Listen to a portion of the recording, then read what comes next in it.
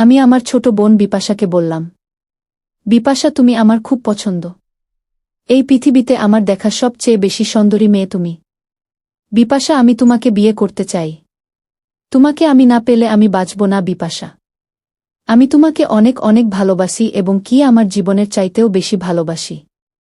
আমার এই কথা শুনে বিপাশা উত্তরে বলল, ভাইয়া, তুমি আমাকে এত ভালোবাসো আমি জানতাম না। ভাইয়া, তোমার সাথে আমার যাই না। আসলে ভাইয়া, আমিও তোমাকে অনেক ভালোবাসি, কিন্তু আমি কখনো তোমাকে বলতে পারিনি। আমি তো সব সময় তোমাকে ভাইয়ার চোখেই দেখি। তারপরেও তোমাকে ভালোবাসি ভাইয়া, কিন্তু তোমাকে কখনো বলতে পারিনি। সত্যি কথা বলতে ভাইয়া, তুমিও আমার অনেক পছন্দের একটা মানুষ। তারপরও আমি বললাম, বিপাশা, তোমাকে পাওয়ার জন্য আমি সব কিছু করতে পারি। সত্যি করে বলো তো, তুমি কি আমাকে ভালোবাসো?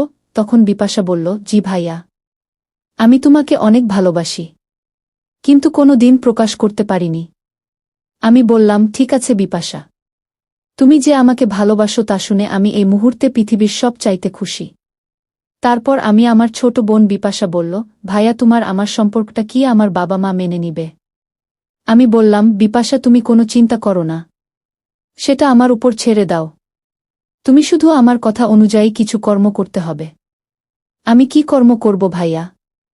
আজকে রাত্রে আমি তোমার জানালা দিয়ে আস্তে আস্তে টোকা দিলে তুমি বের হয়ে আমাদের বাড়ির পিছনের ফুলের বাগানে চলে আসবা। তারপর আমার চাচাতো বোনকে রাতের অন্ধকারে ফুলের বাগানে নিয়ে। বন্ধুরা, তা শুনলে তোমরা ঠিক থাকতে পারবে না। আজকের গল্পটি অনেক অনেক মজাদার হতে চলেছে। আশা করি পুরো গল্পটি শুনলে অনেক মজা পাবে। তবে বন্ধুরা, তোমাদের কাছে আমার ছোট্ট একটা অনুরোধ, তোমরা দয়া করে আমার চ্যানেলটিকে সাবস্ক্রাইব করে অবশ্যই আমাকে সাপোর্ট করবা। আমার নাম সবুজ। আমার বর্তমান বয়স 22। আজকে আমি তোমাদেরকে যে গল্পটি বলবো তখন আমার বয়স ছিল 16। আর আমার একটা চাচাতো ছোট্ট বোন ছিল। তার বয়স ছিল 13। তার নাম ছিল বিপাশা। সে দেখতে অনেক সুন্দরী এবং কিউট ছিল।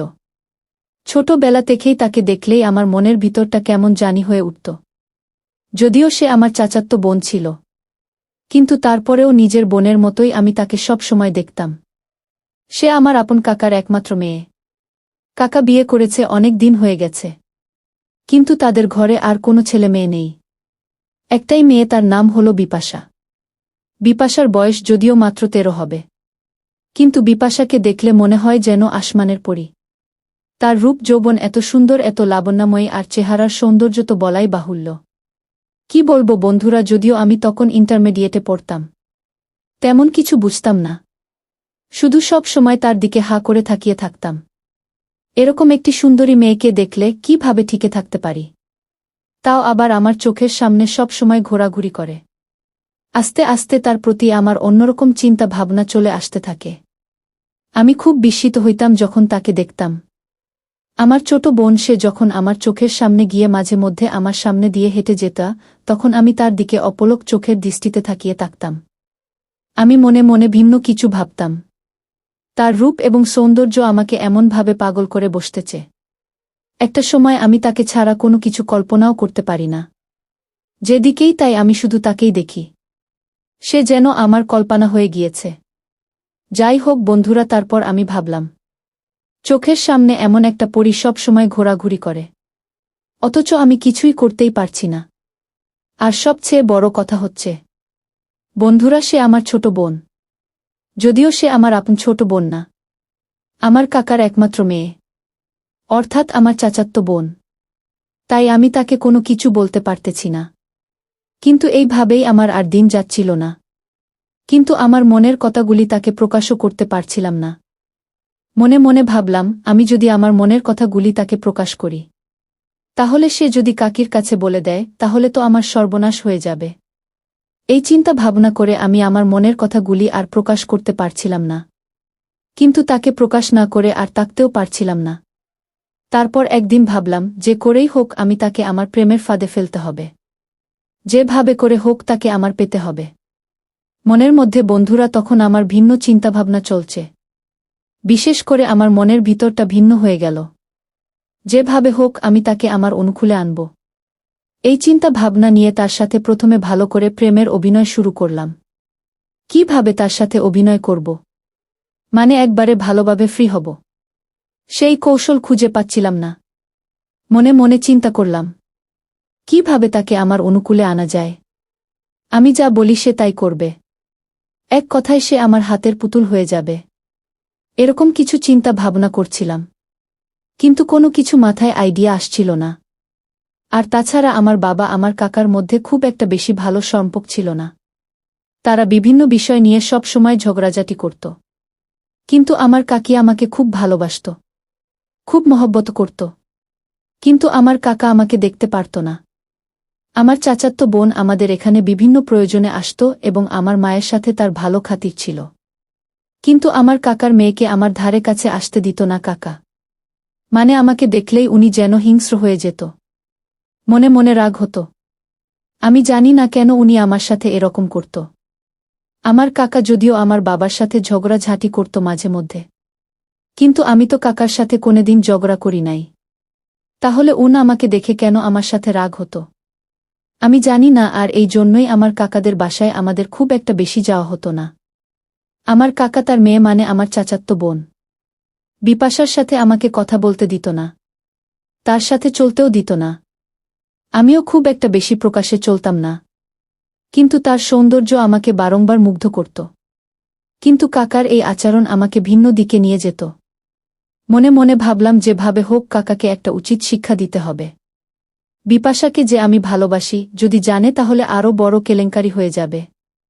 মনে মনে চিন্তা ভাবনা করলাম, বিপাশার সাথে আমার এমন কিছু করতে হবে যাতে কাকা আমাদের সম্পর্কটা মেনে নিতে বাধ্য হয়। সেই চিন্তা ভাবনা থেকে আমি বুদ্ধি খাটাতে লাগলাম কি করা যায়, কিভাবে আমি আমার চাচাতো বোনকে প্রেমের আসক্ত করতে পারি, তাকে সম্পূর্ণরূপে আমার অনুকূলে আনতে পারি। এমন কিছু করতে হবে যাতে সে আমাকে ছেড়ে কখনো যেতে পারে না। তাহলে আমার চাচা আর আমাকে দেখে আর রেগে থাকবে না, বরঞ্চ জামাই আদর করবে। ভাবতে ভাবতে আমি রাতে হঠাৎ করে ঘুমিয়ে পড়লাম। কিন্তু ঘুমের মধ্যে বিপাশাকে নিয়ে স্বপ্ন দেখলাম। স্বপ্নটি দেখার পর আমি আরো হতবাক হলাম। ভাবলাম আমি আমার মনের মানুষটাকে কখন মনের ভাষা প্রকাশ করব এবং কখন তাকে আপন করে পাব। এইসব চিন্তা করছি আর আমাদের বাসায় বসে বসে টিভি দেখছি। হঠাৎ করে একটি নাটকের সিন ঠিক আমার জীবনের মতোই আমার চোখের সামনে ভেসে উঠল। আমি খুব মনোযোগ সহকারে দেখতে শুরু করলাম যে কিভাবে একটা ছেলে একটা মেয়েকে খুব সহজে ইমপ্রেস করতে পারে। আমি নাটকের দৃশ্যটি দেখে আমার মনটা শান্ত হয়ে গেল। ভাবলাম এই টেকনিকটা যদি আমি অ্যাপ্লাই করতে পারি তাহলে হয়তো আমার চাচাতো বোন আমাকে কখনো ছেড়ে যেতে পারবে না এবং সে আমার কথায় উঠবে এবং বসবে। পরের দিন সকালে থেকেই চিন্তা করলাম এই কৌশলটা কাজে লাগানো। সকালে ঘুম থেকে উঠে কলেজে চলে গেলাম। কলেজ থেকে আসার সময় কিছু ভালো ভালো বিদেশি চকলেট বিপাশার জন্য উপহার নিয়ে আসলাম। এমনিতেই আমি তার সাথে খুব একটা বেশি কথা বলতাম না, আর আমার কাকা বলতো আমাকে তার সাথে চলাফেরার জন্য আমাকে দিত না, সেও আমাকে চলতাম না। তাই আমাদের মধ্যে দূরত্বটা ছিল অনেক বেশি। কলেজ থেকে এসে সেদিন চকলেট নিয়ে আনতে আনতা করে আমি পিছন থেকেই বিপাশাকে সুযোগী বুঝে ডাক দিলাম। বললাম, এই বিপাশা শুনো। বিপাশা আমার ডাক শুনে সে যেন হতবাক হয়ে গেল। সে ভাবল ভাইয়া তো আমার সাথে কথা বলে না তেমন বেশি একটা, তাহলে ভাইয়া আমাকে পেছন থেকে ডাকতেছে কেন? বিপাশা আমার ডাক শুনে সাড়া দিয়ে বললা, ভাইয়া আমাকে ডাকছেন? আমি বললাম, হ্যাঁ আমি তোমাকে ডাকছি। তারপর আমি কোনো কিছু না বলে তার হাতে কতগুলো বিদেশি দামি দামি চকলেট দিয়ে বললাম, বিপাশা আমি তো তোমাকে এখন পর্যন্ত কোনো কিছু দিতে পারি নাই। খুব ইচ্ছা হচ্ছিল তোমাকে এই চকলেটগুলো উপহার দিতাম, তাই তোমার জন্য নিয়ে আসলাম। তুমি আমার উপহারটা রাখবা? সে বলল, ভাইয়া আপনি কি বলছেন, কেন রাখব না? আপনি তো আমার বড় ভাই, আপনি আমার আপন চাচাতো ভাই, আপনি তো আমাকে চকলেট দিতেই পারেন। আমি বললাম, এই নাও, এই চকলেটগুলো অনেক টেস্টি, আমি প্রায় সময় এগুলো কলেজে গেলে খাই, তুমি খেয়ে অনেক টেস্ট পাবে। তারপর বিপাশা আমার এখান থেকে চকলেটগুলো নিল। আমি বললাম, বিপাশা এগুলো বিদেশি চকলেট, খেয়ে অনেক মজা পাবে। তারপর আমি দেখলাম বিপাশা চকলেটগুলো খেয়ে খুব খুশি হল। তোমাদেরকে বন্ধুরা আরেকটা কথা বেশি বলে রাখি, মেয়েরা দুটি জিনিস সবচেয়ে বেশি পছন্দ করে। এক নম্বরে পারফিউম, 2 নম্বরে ভালো উন্নত মানের কালারফুল চকলেট। যাই হোক বন্ধুরা, তারপর আমার ছোট বোন বিপাশা একটা মুচকি হাসি দিয়ে আমার কাছ থেকে চলে গেল। মনে মনে ভাবলাম, এই তো আস্তে আস্তে করে বিপাশা আমার বসে আসছে। মনে হচ্ছে আমার স্বপ্ন পূরণ হবে। মনটা তখন আমার মনে অনেক আনন্দ নিয়ে চলে গেলাম। ভালো একটা শপিং মল থেকে বিপাশার জন্য রাধা কৃষ্ণের একটি গিফট নিলাম। গিফটটি খুব সুন্দর ছিল। গিফটটিতে একদিকে দিয়ে রাধা আর একদিক দিয়ে কৃষ্ণ। তারা দুজন দুজনকে খুব মোমেন্টে আছে। মনে মনে ভাবলাম, এমন একটা দৃশ্যের গিফট পেয়ে মনে হয় বিপাশা অনেক খুশি হবে। গিফটটা নিয়ে সন্ধ্যার পর থেকে আমি সুযোগ খুঁজছিলাম, কিভাবে বিপাশাকে গিফটটা দিব। কোনো সুযোগ পাচ্ছিলাম না। তারপর হঠাৎ তার জানালার পাশ দিয়ে তাকে ইশারা দিলাম। সে আমার ইশারা পেয়ে বের হয়ে আমার কাছে আসলো। আসার পর তার হাতে আমি গিফটটা দিয়ে আর কোনো কথা না বলে চলে আসলাম। আমার মনে হলো আমার গিফটটা পেয়ে সে অনেক খুশি হলো। আর সবচেয়ে বড় কথা হচ্ছে, আমার কাকাওকে আর আমাকে কখনোই একসাথে চলতে দিত না। ফুলেরা খুব একটা প্রিলি কথা বলতে পারতাম না। আমাদেরকে লুকিয়ে লুকিয়ে কথা বলতে হতো। আমার গিফটটা পেয়ে পরের দিন বিপাশা খুশি হয়ে একটা কাগজ আমার হাতে দিয়ে চলে গেল। আমি জানতাম না সেই কাজকে কি লেখা। আমি তো অবাক হয়ে গেলাম যে আমার ছোট বোন এত সুন্দর করে চিঠি লিখতে পেরে। সে চিঠিতে কি আবেগময় কথা লিখেছে। তার কথা শুনলেই আমি কেমন জানি হয়ে যাই। তাকে পাওয়ার জন্য কল্পনায় হারিয়ে যাই। কিন্তু কিছুই করার ছিল না। আমি তাকে আমার অনুকূলে আনার চেষ্টা করছিলাম। এই ভেবে ভেবে বিপাশাকে তার চিঠির উত্তর হিসেবে আমিও একটা চিঠি দিলাম। চিঠিতে আমিও আমার ভালোবাসার কথা তাকে গভীরভাবে প্রকাশ করলাম। এভাবেই তার হয়ে গেল আমার একটা ভিন্ন রকম সম্পর্ক। তারপর একদিন আমি তাকে কৌশলে কিছু কথা বললাম। কিন্তু আমার কথা বেশি একটা বুঝল না। সে তো এই বিষয়ে অজ্ঞ ছিল। খুব একটা বেশি বুঝত না। আমি ভাবলাম, এভাবে হবে না। ভিন্নভাবে তাকে বুঝাতে হবে। তারপর আমি তাকে বললাম, বিপাশা, আমার একটা কথা রাখবা। তখন সে আমাকে বলল, কি ভাইয়া? আমি আমার ছোট বোন বিপাশাকে বললাম, বিপাশা, তুমি আমার খুব পছন্দ। এই পৃথিবীতে আমার দেখা সবচেয়ে বেশি সুন্দরী মেয়ে তুমি। বিপাশা, আমি তোমাকে বিয়ে করতে চাই। তোমাকে আমি না পেলে আমি বাঁচব না বিপাশা। আমি তোমাকে অনেক ভালোবাসি।